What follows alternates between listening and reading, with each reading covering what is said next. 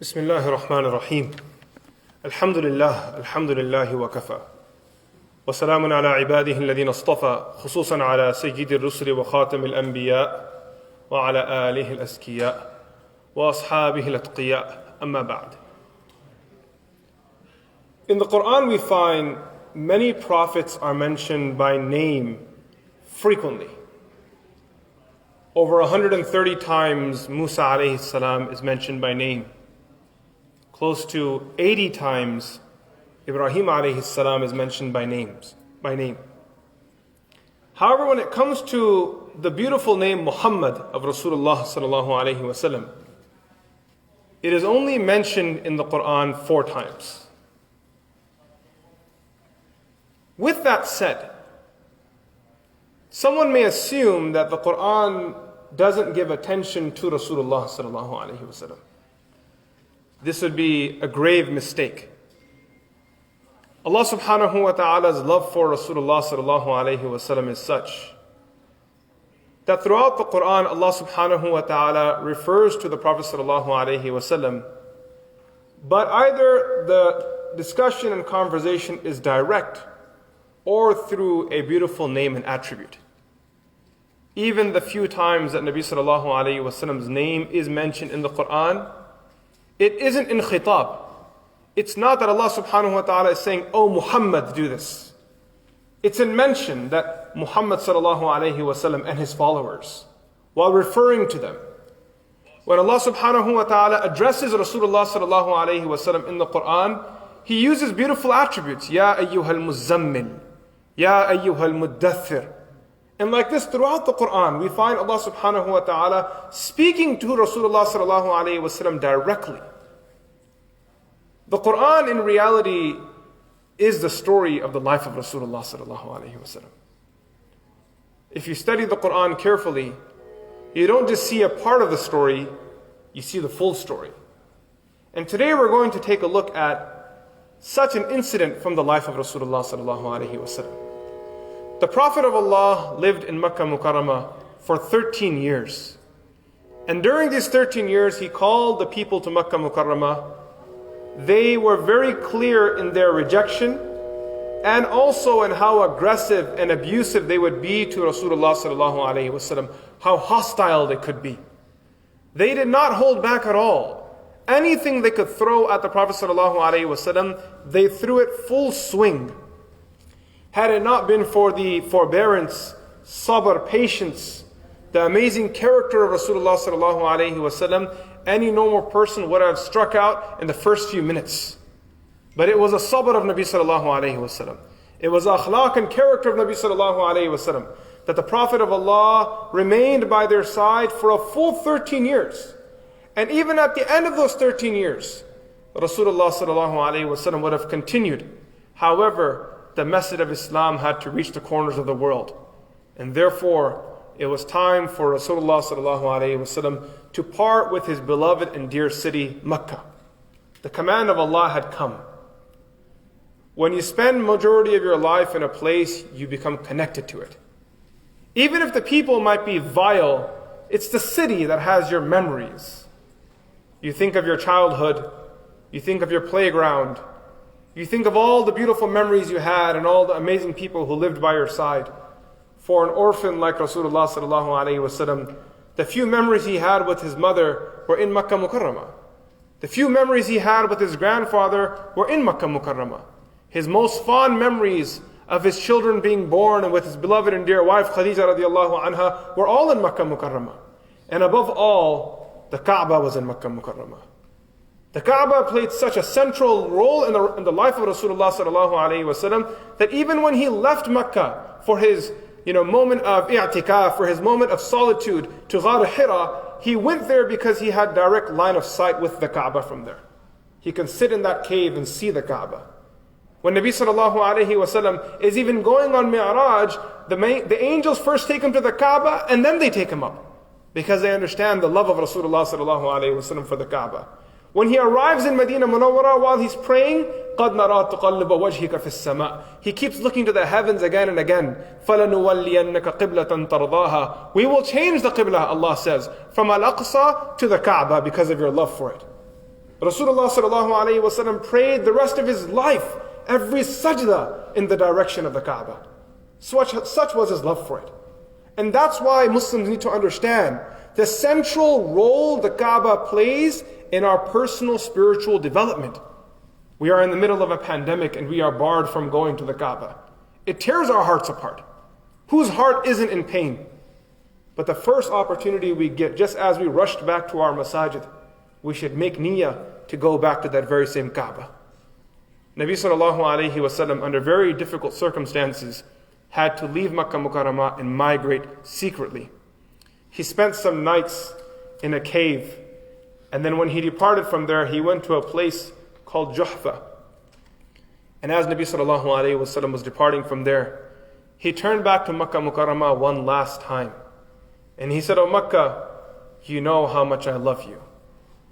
Had your people not kicked me out of this city, I would have never left it." And with tears in his eyes, Rasulullah sallallahu alaihi wasallam once again parted ways with the most beloved to him, his Kaaba. And as the Prophet sallallahu alaihi wasallam is migrating, Allah subhanahu wa ta'ala sends Jibreel alayhi salam with a verse of the Quran to console Rasulullah sallallahu alaihi wasallam. And this part of the story is told in Surah Al-Qasas. Right at the end, verse number 85, Allah subhanahu wa ta'ala tells us, إِنَّ الَّذِي فَرَضَ عَلَيْكَ الْقُرْآنَ لَرَادُّكَ إِلَى مَعَادٍ. That indeed the Allah that obligated, that revealed this Quran upon you, He promises to return you to your origin. You will come back. And Nabi sallallahu alayhi wa sallam leaves with a heavy heart. He arrives in Medina Munawwara, a long story there. Finally, in the 6th year after migration, 6 years have passed. One night, Nabi sallallahu alayhi wa sallam sees a dream that he's in Makkah Mukarramah again and he's performing tawaf. The companions, they longed for Makkah Mukarramah. They always wanted to go back. They would always sit in front of Rasulullah sallallahu alayhi wa sallam and talk about it. And that's why Rasulullah sallallahu alayhi wa sallam said to them, every Saturday after Fajr Salah, the Prophet of Allah would take his companions, go to Quba, which was outside of Medina Munawwara on the road. That's where Nabi sallallahu alayhi wa sallam actually stopped when he entered into Medina Munawwara. So they would go to Quba, pray 2 rak'ah there, and the Prophet of Allah said to them, you now have the reward of Umrah. We can't go all the way, but this is the minimum we can do. So let's do this much, and let's take this reward. Now Rasulullah sallallahu alayhi wa sallam says to the companions, we've been granted permission to do Umrah. Who's ready? Hundreds of companions gather together and they march with Rasulullah sallallahu alayhi wa sallam. They come right outside Makkah. The Quraysh place a blockade. We won't let you enter. Nabi sallallahu alayhi wa sallam's departure and then the rejection, the blockade. The companions waited and waited, tried to solve the issue until finally an agreement was made. You won't be allowed to come this year. You can come the next year.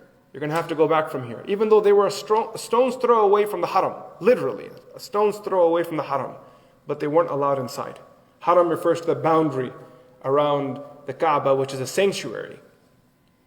If you were to calculate in today's times, from Hudaybiyah to where the Kaaba is, no more than a 15-minute drive. They were so close. And they were told, you have to go back. A treaty was signed with the Quraysh. No battle for 10 years. The Quraysh took their people who wanted to join them on their side.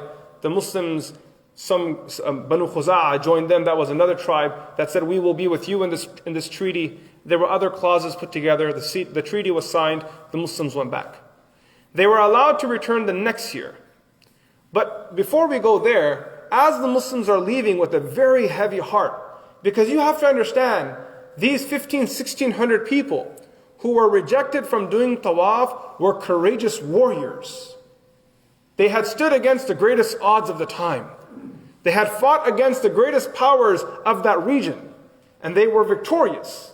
And even when they lost, they remained patient.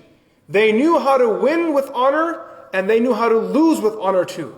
Because with them was Rasulullah. The Prophet ﷺ was a source of strength for them in all moments of their life. But now when they're told they can't perform their Umrah and they must leave, that pain of rejection really tore them apart. They were in pain.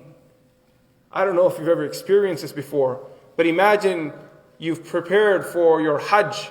you've paid your ticket and you're all ready to go, and when you get to the airport, you forgot your passport back home, which is in another state. Your heart would be broken. And I know this because it happened to one of my relatives. And he called me from the airport, and he was in tears. He cried and said, I was almost there. I was almost there. I was on the last flight to Makkah, and I forgot my passport at home. The Sahaba were broken. There wasn't one of them that wasn't in tears, and some of them were saying, Ya Rasulullah, if we're on the truth, why don't we just go ahead and fight these people? We'll wipe them out. Nabi sallallahu alayhi wa sallam says, patience. And as they're returning back, Allah subhanahu wa ta'ala now reveals the second part of the story that we're going to cover today. Inna fatahna laka fatham mubina. We have granted you clear victory. What looked like a loss, Allah subhanahu wa ta'ala is phrasing it as a victory. And why was this a victory even though they weren't allowed to do Umrah? For many reasons. This was the first time the Muslims and the Meccans went into a 10-year treaty, which meant that the Muslims would no longer have to worry about any fear from the Meccans, and now they can focus on inviting the whole world to Islam. That's exactly what the Prophet ﷺ actually did. He used this moment of the treaty and invited everyone to Islam. And there are many other reasons as well why this is a clear victory. Unfortunately, the Quraysh and their allies broke the treaty.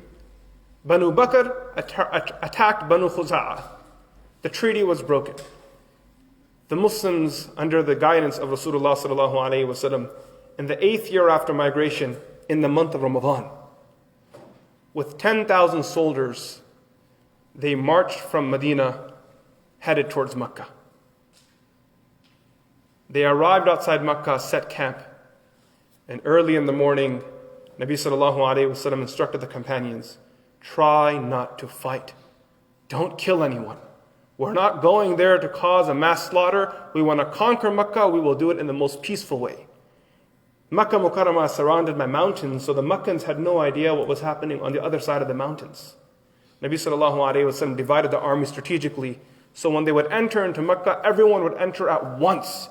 The Meccans would be overwhelmed. The next morning, the morning of the conquest, as they entered into Makkah Mukarramah, Rasulullah sallallahu alaihi wasallam was holding the reins of his camel with his head lowered down in humbleness as he recited the ayat, إِذَا جَاءَ نَصْرُ اللَّهِ وَالْفَتْحِ وَرَأَيْتَ النَّاسِ يَدْخُلُونَ فِي دِينِ اللَّهِ أَفْوَاجًا. The last part of today's story.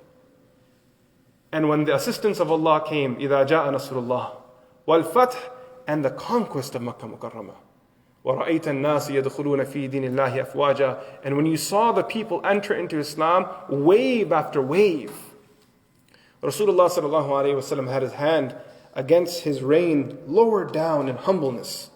Nabi sallallahu alaihi wasallam was not one to be arrogant. He didn't boast over his victories. He didn't shout and scream when he was victorious. He didn't flaunt it in the face of the others, because he knew this victory came from Allah.